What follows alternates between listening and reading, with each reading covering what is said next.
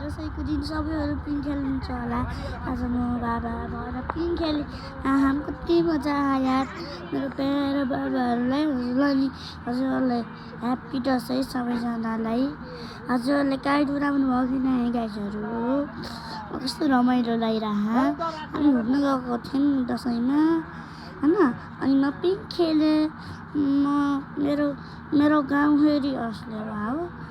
त्यहाँ कति मजा गर्छु। मलाई बुवा आमाले सबै बुवा आमाले मेरो बाबा मलाई कति माया गर्नुहुन्छ। मलाई कति माया हुन्छ।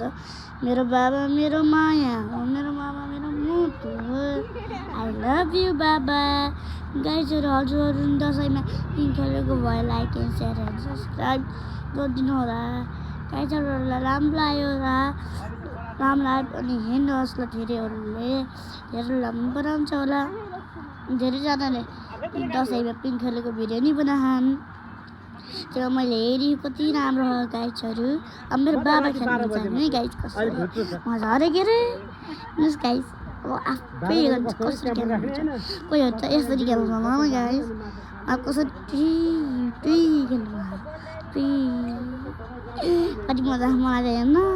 दौडा गएर दौडा गए यी बाबा खेल्नु भयो पिङ। यसरी खेल्नुहुन्छ बाबा त पिङ भिन्जेर जस्तीको अनि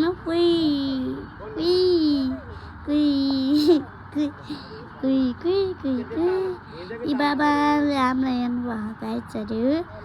हेर्नुहोस् त मेरो प्यारो बाबा। यहाँ कति राम्रो भ्यू देखेछ हेर्नुहोस् गाइजहरू।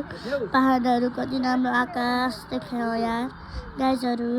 हजुर राम्रो लाग्यो भने मेरो बाबाको लागि मलाई लागि like and share and subscribe गरिदिनु प्लिज।